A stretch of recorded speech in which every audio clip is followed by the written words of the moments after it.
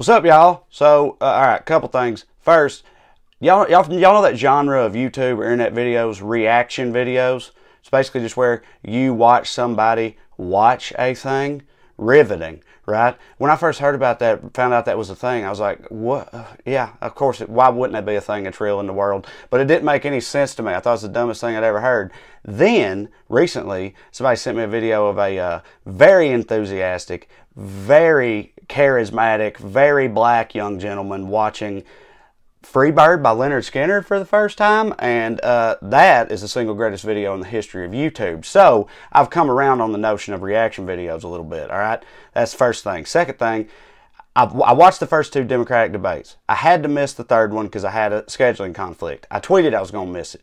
Some of y'all pointed out that that meant that I'm a worthless piece of shit who's in dereliction of my civic duty, and I appreciate that. But I was always intending on catching up on it afterwards, but I put the two trains of thought together in my head, and I thought, well, you know what?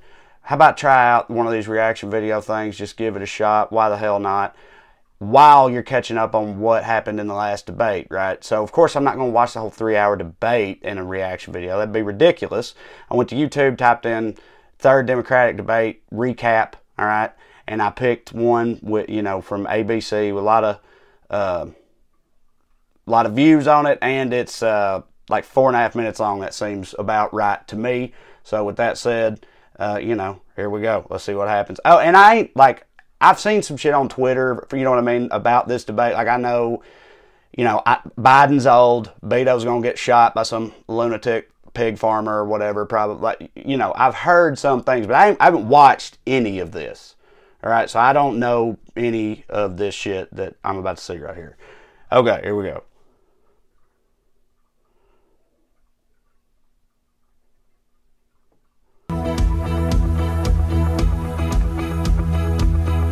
Now, I may not be the loudest person up here, but I think we've already got that in the White House. Ooh, Houston, okay. We have a problem. All right, look, you know what? For the record, before anybody shits on that Trump joke there, you know how hard it is to come up with Trump jokes? Like, as a comedian, let alone, a politician's speechwriter's aide or whoever wrote that joke for her. But, like, it's hard to come up with something that hasn't already been said by him, or that is, ridiculous, more ridiculous than he is, or more ridiculous than a thing he's already said. Like, when something is a parody of itself, makes it hard to, make parody of it. It's tough. So, give Klobuchar a break on her little Trump joke there. Let's see what else she had to say. Problem. My campaign will now give a freedom dividend of $1,000 a month for an entire year to 10 American families. Someone watching this at home right now. It's original, I'll give you that. President Trump. Was that laughing directly at Andrew Yang? Because that's what it seemed like, and I bet it was. I bet they wasn't laughing when they saw his poll numbers, in recent weeks compared to where they started. Like, what the fuck? I hate that shit. Clearly, that dude is speaking to somebody, is speaking to people out there in some way. And, of course, the establishment's just fucking laughing him off because he's like, who's this Asian with a book and, degrees and stuff? We don't know this fucking guy. I don't understand why they have to immediately laugh off something just because it's different in terms of a platform. It's like, yeah, clearly a lot of people are pretty into it, though. Maybe you should shut the fuck up and listen to him for a minute and, steal all the best parts of what he's saying and pretend you come up with it. Isn't that how politics is supposed to work? Maybe I'm crazy. I don't know.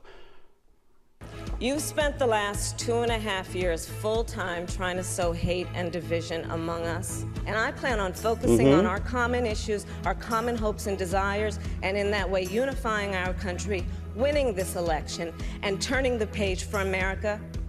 And now, President Trump, you can go back to watching Fox News. Ooh, oh, shit. Who wrote the damn... But again, though, like, even that, like, that's a nice little quip at the end of it, bam, boom, roasted, got him. But, like, that motherfucker probably flipped back to Fox News. Like, that's just a thing that's true. He'd just be watching Fox News, and everybody, he's not even really secretive about it. Like, oh, gosh.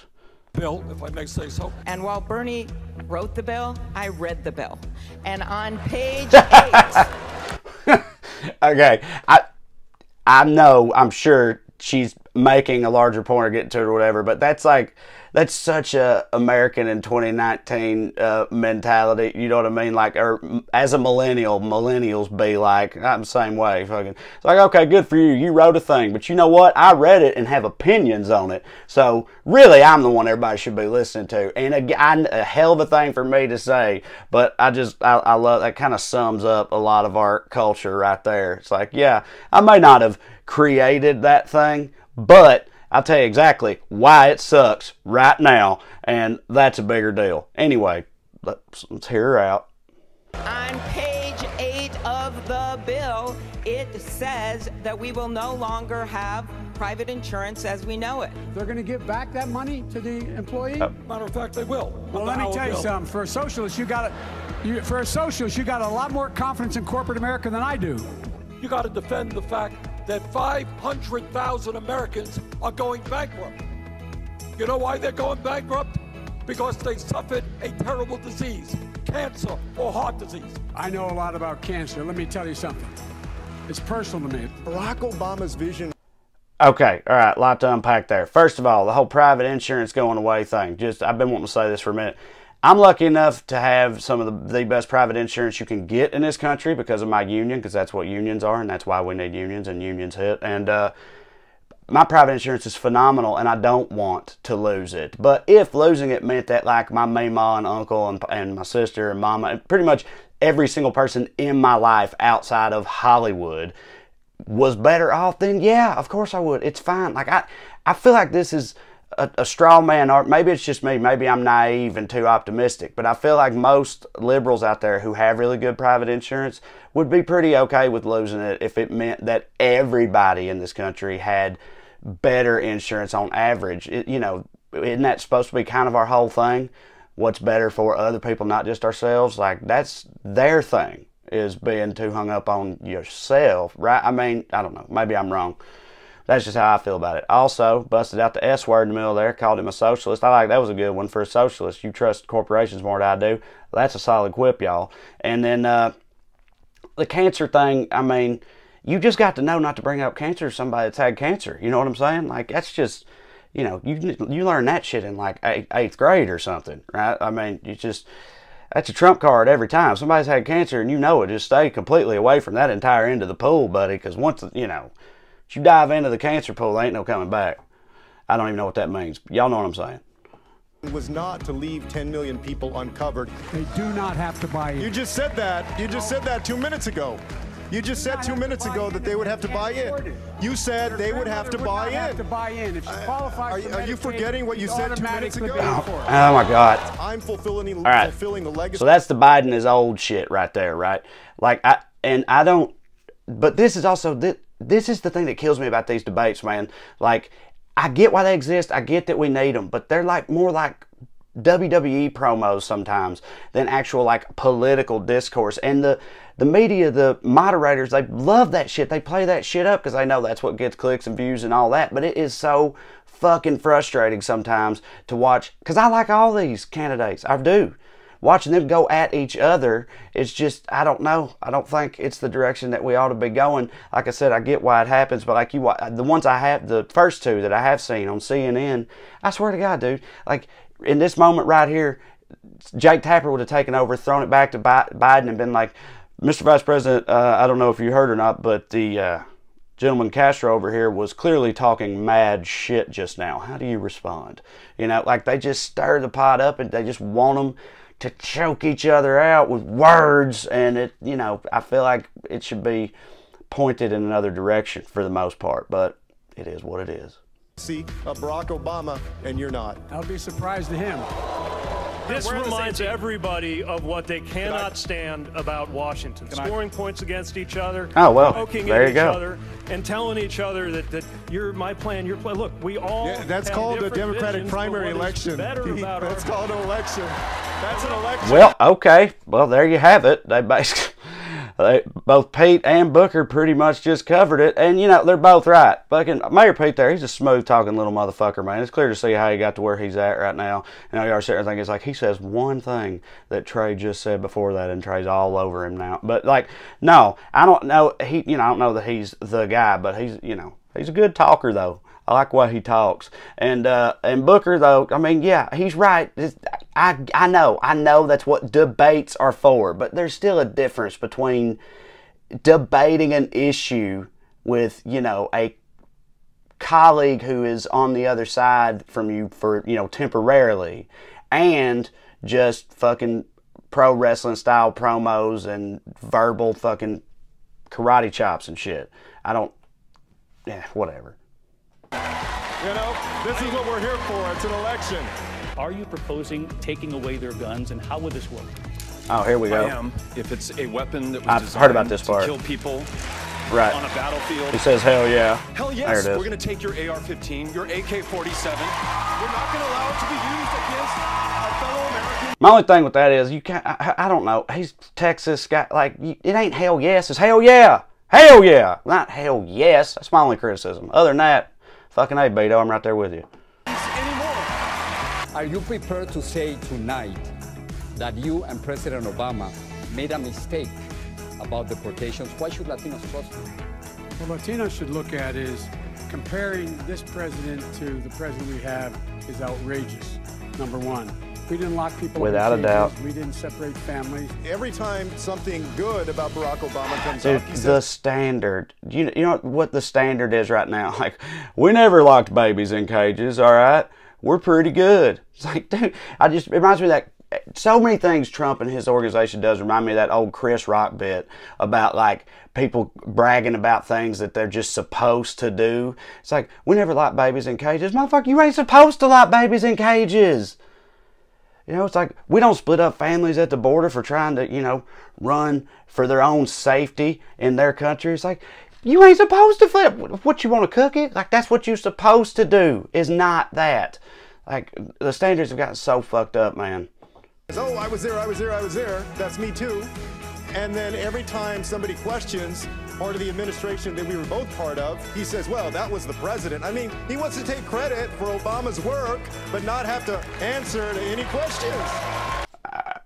Okay, good point Castro's making, but I personally can't go after Biden too hard on that front, because that's basically how I am about Tennessee, my home state, or just the South in general. Like, when it comes to the good things, but when it comes to fucking cornbread and picking and grinning and all that, and hell yeah, I was there. I was born into it, molded by it, right? But as soon as fucking institutional racism gets brought up or whatever, I'm like, yeah, no, I don't know where they got all that shit from. That ain't me. It's not me. But that's kind of my point. Is like, yeah, well, isn't that what he should do?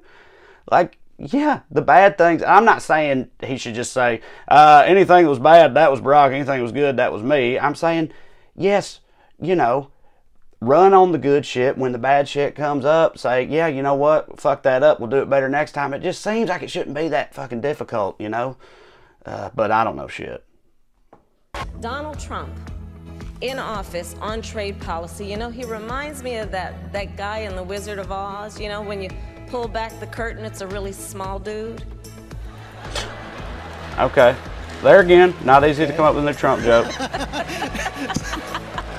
I'm not even going to take the bait. My biggest professional setback is embarrassing because a lot of folks know about it. I, with a bunch of tenant leaders in Newark, New Jersey in 2002, took on the political machine, and boy, did they fight back. I had tires on my car slashed, our campaign offices were broken into. And here's a bit of advice to everybody. If you're going to have a spectacular failure, have a documentary team there to capture it, because it made for an Oscar-nominated documentary called Street Fight. But then, unfortunately, another setback, it lost in the Oscars to a movie called March of the Dagnab Penguins, for crying out loud. Thank you to all of our... March of the Dagnab Penguins. Also, but Booker, I hear you, but who are you kidding, buddy? Come on.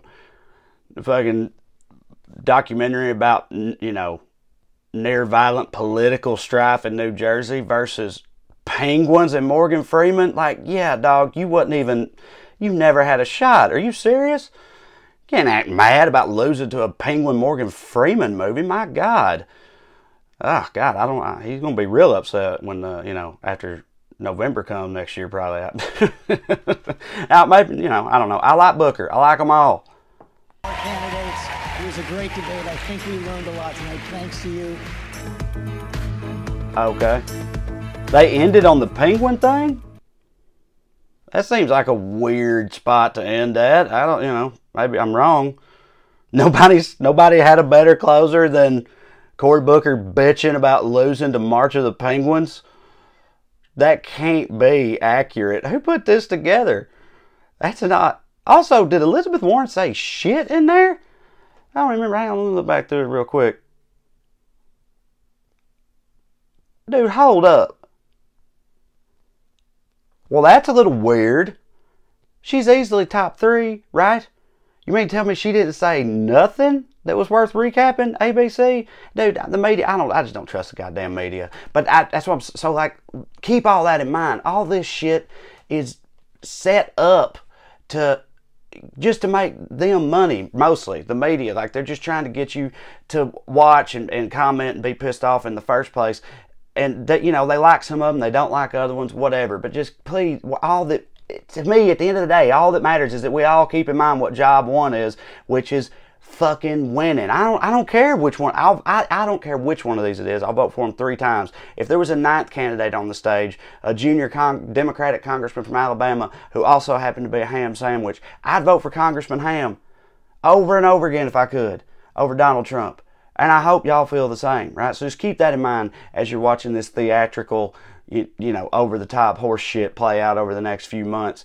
At the end of the day, like, all this really don't even start until after the primary, until we get our horse. We got to get our horse, ride that motherfucker to the checkered flag. Do they have checkered flags in horse races? I don't know shit about horse racing. Ride it to the finish till we win. That's what matters, okay? All right. Hey, reaction video. Woo! All right, see y'all next time. Skew.